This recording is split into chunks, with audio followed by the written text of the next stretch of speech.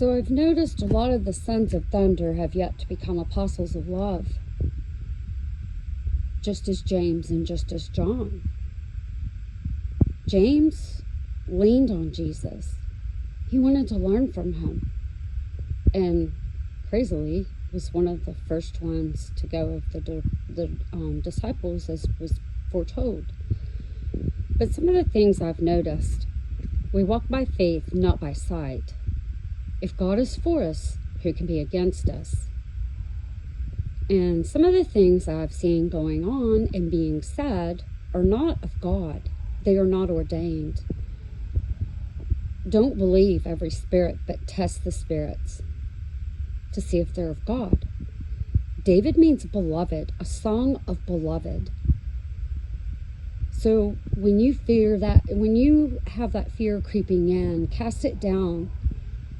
Speak to the Father. And the song of a shepherd is pretty fitting for this. And a lot of people know this verse already.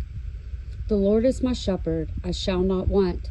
He maketh me lie down in green pastures. He leadeth me beside the still waters. He restoreth my soul. He leadeth me in the paths of righteousness for his name's sake. Yea, though I walk through the valley of the shadow of death, I will fear no evil, for thou art with me. Thy rod and thy staff, they comfort me. Thou preparest a table before me in the presence of my enemies. Thou anointest my head with oil. My cup runneth over. Surely goodness and mercy shall follow me all the days of my life, and I will dwell in the house of the Lord forever. You have to think, the oil of joy and your cup running over, in these days, that can't be mimicked. That is only from the Father. The world has happiness. It's temporary.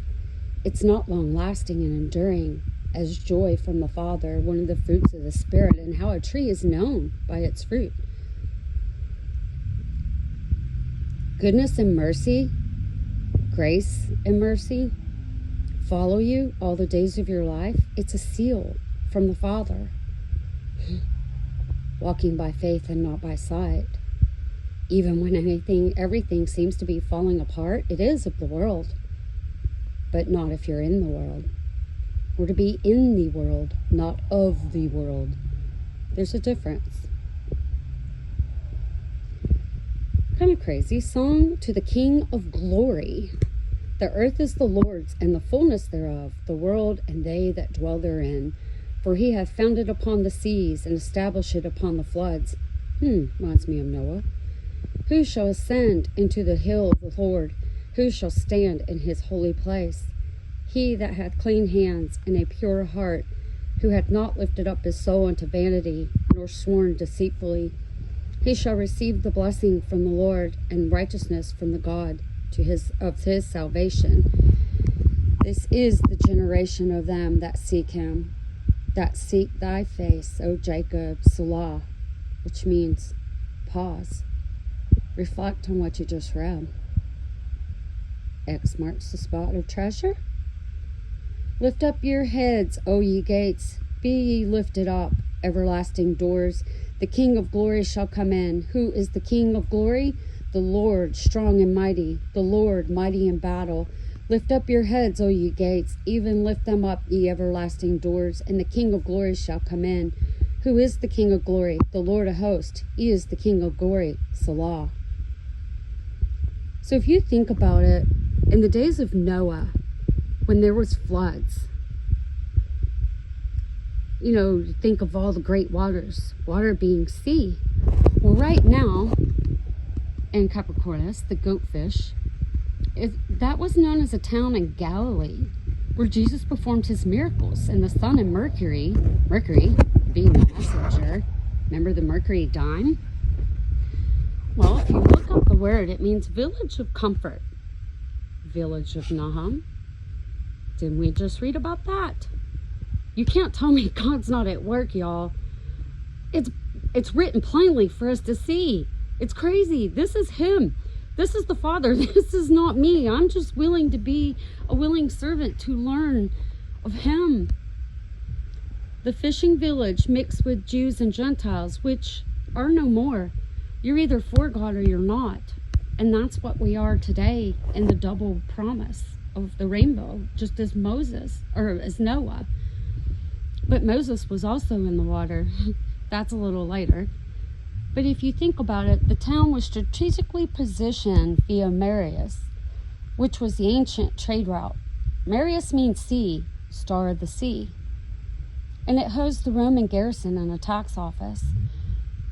And these are the Gospels that speak of the water in the sea. Now, the water in the sea, Capernaum, means two words, kafar and nacham. Kafar is to cover, to atone, to make reconciliation, to purge, to restore favor, atonement, purge impurities, reconciled to God, which is Yom Kippur. And it's also, kafar is a young lion, and it also talks about the devil compared to a roaring lion in 1 Peter 5:8. Well, if you think about it, he copies everything of God, the tribe of Judah, the lion. Lion is strength, ferocity, and danger, power and majesty of lions, power and royalty. Nahum is to comfort, to console, which is what we read, Nacham. But his prophecy was against Nineveh for brutal oppression and divine act of justice, source of comfort for God's people. The evil are the ones who go after the wicked, not God's people. They have the preparation of peace, the gospel of peace. You either accept it or reject it. But Nahum is also Nacham, meaning comfort, to repent, to relent, to be sorry, to regret, to sigh, breathe strongly, to pity, console, rue, or to avenge. Change one's mind in relation to God's actions or decisions. This regret or sorrow, godly sorrow, leads to a change of behavior or intention, just as Peter.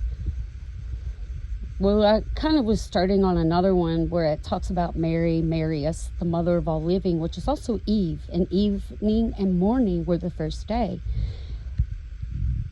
The name Mary can mean beloved, to be strong, or to be bitter, to be rebellious.